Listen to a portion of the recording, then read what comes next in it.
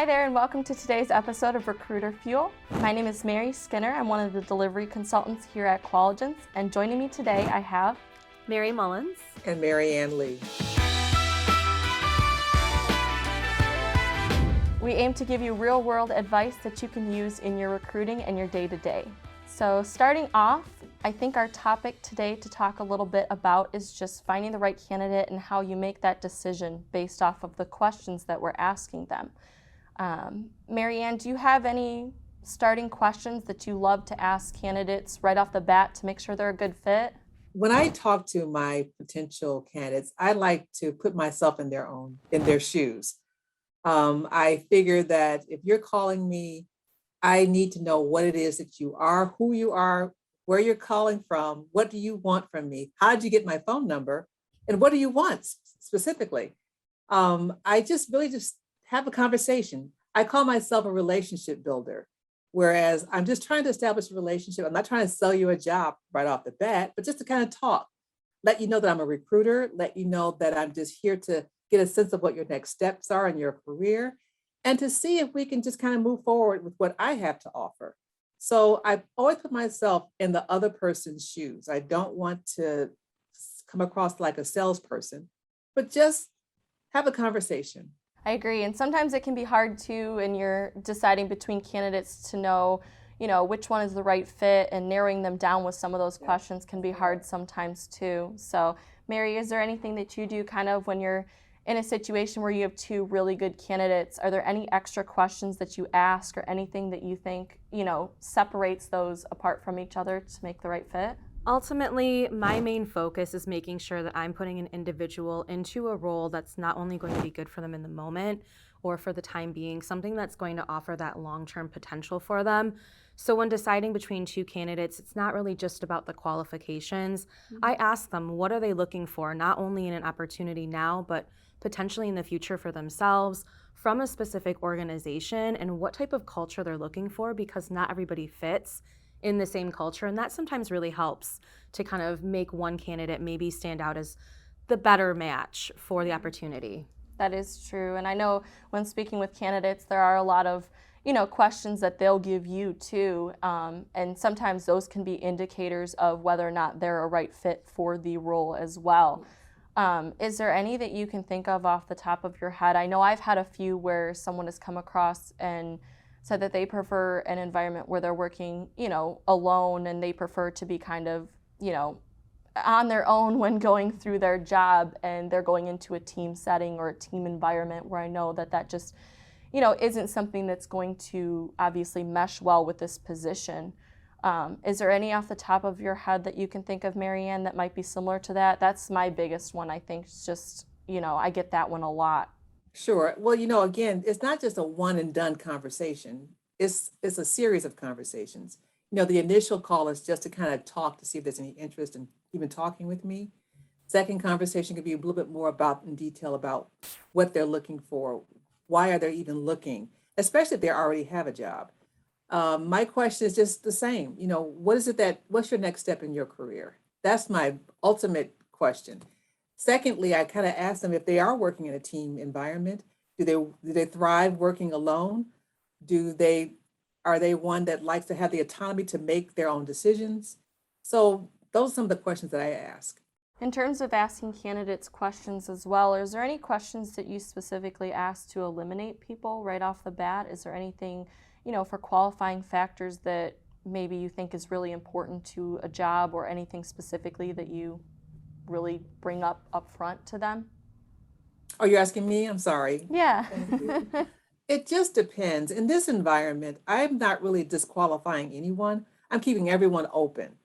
If this is not quite a fit, if I can see that their skills are not really meshing or not running parallel to what our client is looking for, I'm going to put them in my back pocket for other opportunities. They're not going to be able to check all the boxes, but if they have the top three skills that my client is looking for, they're animated over the phone, they are asking viable questions to me and not just yes or no questions, that's key. Mm-hmm. That they're really engaged with me over the phone, that's a good candidate for me. But if they don't have the top three and they're kind of iffy, I'm going to still put them in my back pocket because I'm not going to turn anyone away, especially in this market right now that we have. It is true. We are in a tense Tough. market at Very this point in time. Very tough. So one of the things too is I know like you have your set questions that everyone kind of asks, I feel like, as a recruiter, and then I feel like you have your additional questions that you keep in your back pocket too, you know, based off of the position obviously, but also just in terms of, you know, daily communication with people and stuff. So I always like to kind of, you know, work off of those first and then go into your general questions that you're asking just to qualify a candidate. So That's right. anything on your end, Mary, that you're thinking about when it comes to questions? So as far as qualifying, I'm very similar to Mary Ann. You know, I don't want to disqualify anybody in this market, but I do ask some very specific questions based on, you know, what the client is looking for, what the job description may be. And I'm looking for somebody who's really confident, who's able to really give me a lot of detail into the experience, for instance, working on my technology projects or my technology roles. I'll ask them not just if you have experience with a certain technology, what type of experience do you have? You know, hands-on working with it. Tell me about projects that you've done with it. Things in that nature really do help set individuals apart and really will give you a feel for how they'll approach meetings with, you know, their team, you know, their management as well, moving into those positions. So those are definitely some really great opportunities. I also like to ask some other questions that are a little bit less focused on the skill set, more so, you know, what are some accomplishments that you have? What are some of your own accolades? Tell me about a time a project didn't go well. Things in that nature to really kind of get a feel for somebody's, you know, personality, again, how they fit into different cultures at workplaces and work environments. Yeah, and I think that is also important. We focus a lot on the questions that we're asking people, but I feel like there's a lot of other cues and determining factors to a candidate being a right fit. You know, even just personality and how they're reacting to you is a good signal for how they're going to react in that interview, you know. So kind of picking things like that out, as well as, you know, the normal that stands out to you, a good strong resume or cover letter, portfolios, things like that for sure. That's true. I was just thinking about something about just being animated over the phone. You can tell if someone really enjoys what they're doing, where they really can kind of talk about the good, the bad, and the ugly about their work life. And I can tell over the phone, or if I'm doing a video, I can tell the body language, how they're talking to me on the phone. I mean, they're just going, not talking too much though, because I don't like that either. But just someone who's very engaged and animated. Mhm. You know, the yes and no, I don't like that. That's an immediate turn off for me. Yep. And if they're saying yes and no to me, then I'm not going to send it to my client. But if they're engaged and they're giving me examples of what they've done, the like you said, the accomplishments. And again, it's the good, the bad, and the ugly, because everyone's not perfect. Mhm. So just explain to me, how is it that you were able to get out of this hole that you might have dug yourself into? What was the outcome on the other end? So just again, being animated, being excited, being, you know, excited to talk about this new role that they could be going into. That's key to me. More so sometimes even than the skill, because I can sell a person just based on the excitement of knowing about another role versus just someone who has a resume that looks good on paper. But when you talk to them, they sound like a turnip. Yep.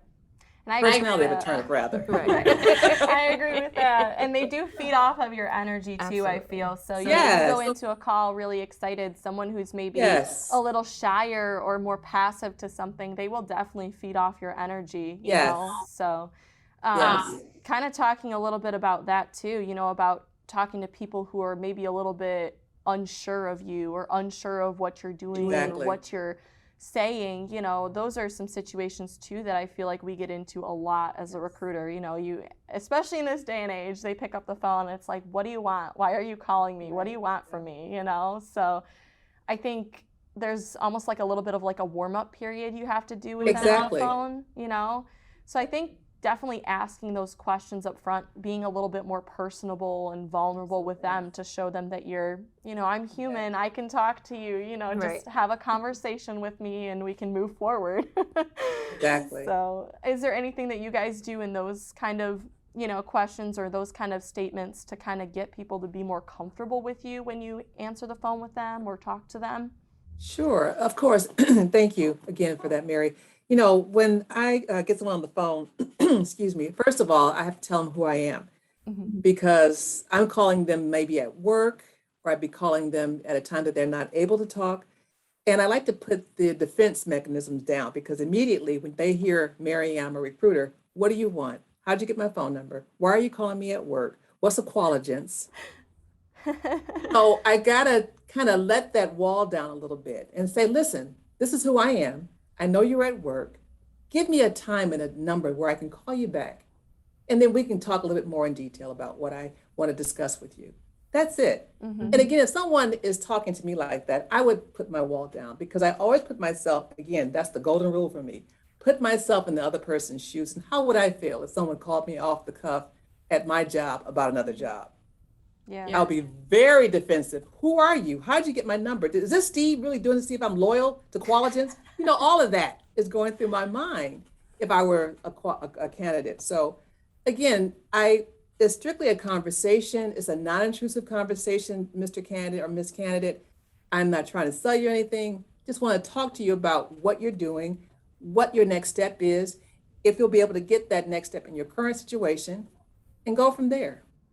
No one's asking you to sign your life away. We're not asking you to fill out an application, start any interviews, flying to Portland or to Maine to interview. We're taking baby steps. Do you have kind of the same motto when you do that too, Mary? Yeah, so when reaching out initially, of course, I always introduce myself, let them know the reason that I'm calling. And with that, I really like to kind of use a little bit of flattery. I came across your resume, I was impressed, or your experience really stood out to me. And what I want to do is learn more about what you're focusing on, what you've been accomplishing, and if that could align with an opportunity that I'm offering that might help you with your potential career goals. So kind of just slide it in a little bit more in that way, a little bit more of the flattery, like, hey, I came across your information.